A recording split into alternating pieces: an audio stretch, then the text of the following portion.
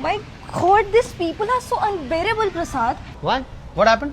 अंदर प्रेजेंटेशन चल रहा था and this guy Ayush started talking in regional language. कुठली भाषा? This मराठी. मग चुकीचं काय त्याच्यात? See, I know आपण महाराष्ट्रात राहतो, पण talking in Marathi in front of clients is so unprofessional. It's so गावठी. गावठी. हे बघ तन्वी, कदाचित तू चुकीचा महाराष्ट्र बघितलाय.